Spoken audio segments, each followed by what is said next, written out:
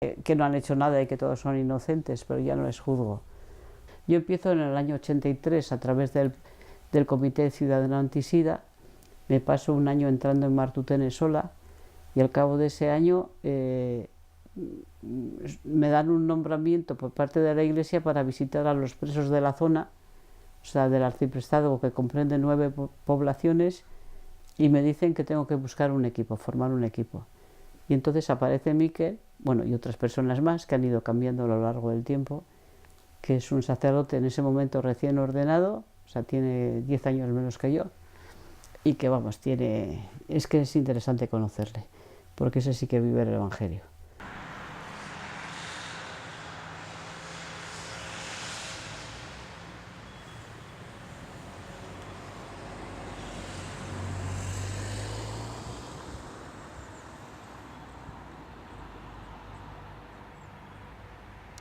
Y la última vez pedimos para visitar una presa social que se estaba muriendo con SIDA.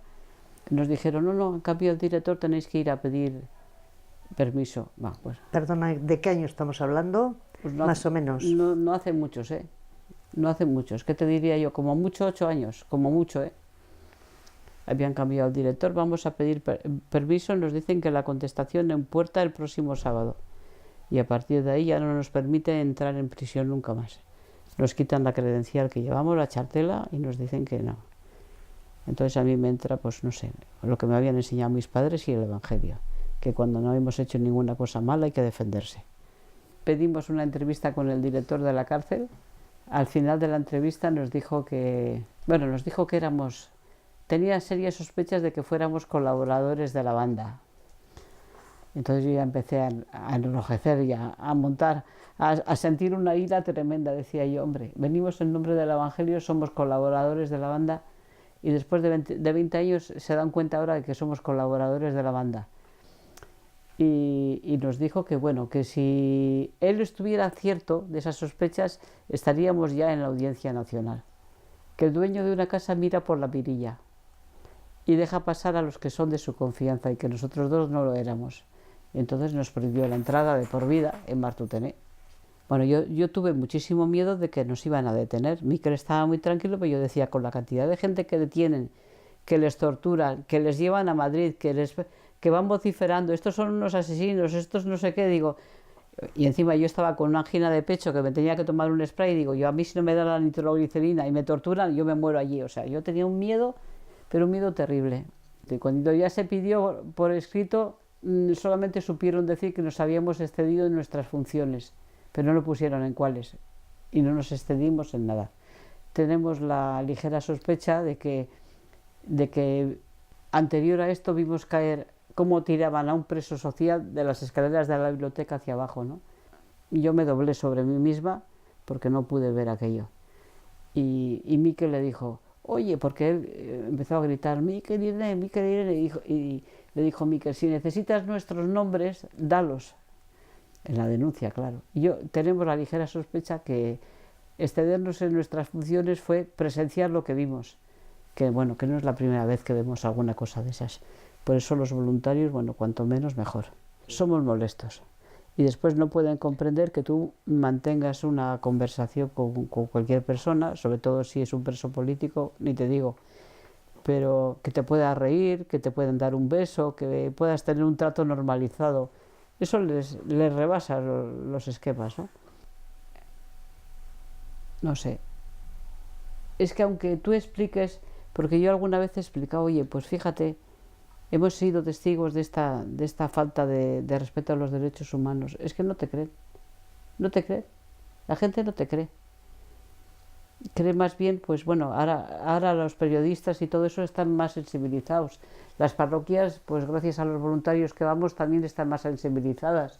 Pero vamos, ¿qué era esto de las cárceles? Eso era una cosa tabú, ¿no? Y es que es terrible. Hay muchas situaciones de mucho sufrimiento.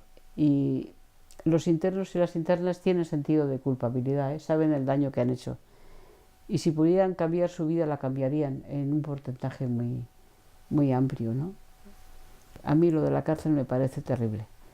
Así que siempre que pueda, y en lo que me quede de vida, me sitúo como persona. Para nada yo he ido a evangelizar, sino que ellos me han evangelizado a mí, o sea, en el sentido de que me han cambiado a mí mi forma de ver, de ver esa situación y de verlos a ellos. Me han enriquecido como persona y mantengo pues una verdadera amistad con muchos de ellos. Reinsertados muy pocos, reincidentes casi todos, pero es que no puede ser de otra forma.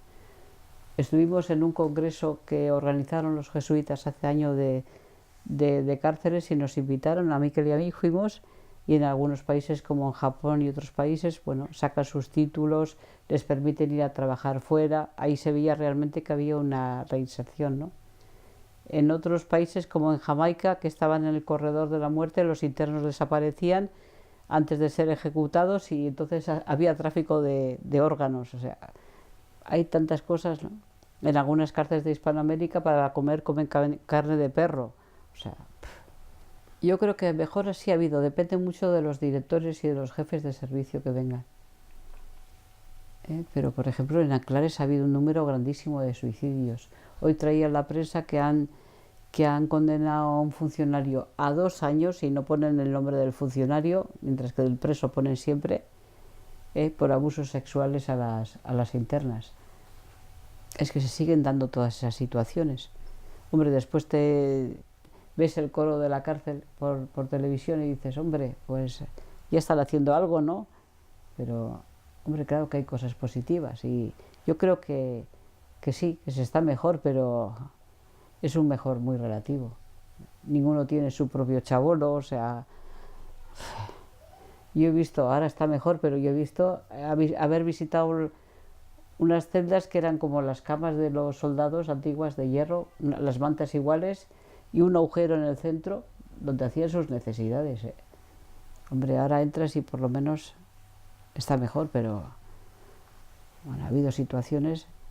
Una vez recurrí al obispo Uriarte porque conocíamos a un interno que estaba en enfermería, nos permitieron ir a enfermería, estaba el interno con sida terminal, todo lleno de vómitos el suelo, con un dodotis que le habían puesto que ya llevaba no sé cuántos días. En fin, entró el médico y la enfermera le dio a beber con un vaso de plástico quemado. Eso yo le decía al obispo, eso no le doy yo ni al perro de mi casa, vamos, le trato yo mucho mejor que este interno. Todo sucio, todas sus pertenencias allí amontonadas que estuvo Miquel recogiéndoselas. Así no se tiene a una persona, hay unos derechos humanos para todo el mundo. Entonces que les escarcelen y que les lleven a un centro donde puedan por lo menos morir dignamente, ¿no? Pero tampoco hay centros para todos, o sea, y además no son rentables. A ver, ¿quién alza su voz? Pues alzan su voz por los políticos, que me parece muy bien, pero ¿quién se manifiesta por los sociales? Es que no se manifiesta nadie, porque eso es bueno. No sé. Pues por ejemplo tenemos a nuestro párroco, ¿no? Que eso fue un caso que José Ramón Treviño, ¿no? Que conocía a los jóvenes que le pidieron pasar la noche en su casa, del proyecto Hombre, ¿no? Y después pasó por Martutene, ¿no? Y pasó por la Audiencia de Madrid. Pues también le torturaron, o sea, eso de que no existen las torturas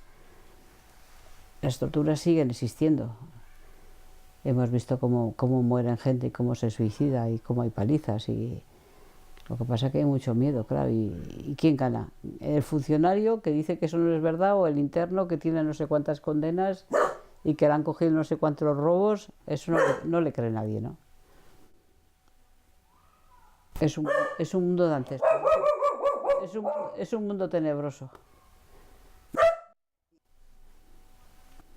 Yo creo que los voluntarios animan bastante a las cárceles. Algunos entran para hacer también pues talleres y cosas. Hay un profesor de tai chi, entran gente que juega al fútbol, o sea, hay movimiento. Y la cárcel de Martutene es una de las que tiene mayor movimiento, porque en otras cárceles perdidas por ahí no entran los voluntarios. Entonces, bueno, por lo menos aquí. Y en cierta medida podemos denunciar, ¿no? En el credo dice, y bajó a los infiernos. Yo creo que el infierno mayor de este mundo, o uno de los infiernos mayores, es la prisión.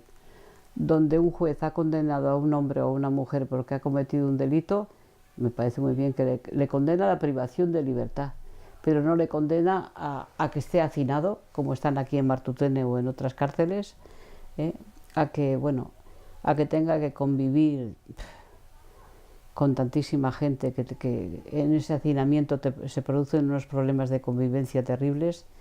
Ves un montón de gente joven que está zumbada, o sea, que tenía que estar en un psiquiátrico atendido de forma diferente. Ves drogadictos, ves asesinos, es que hay una mezcla terrible, ¿no? Y apenas ves ningún rico.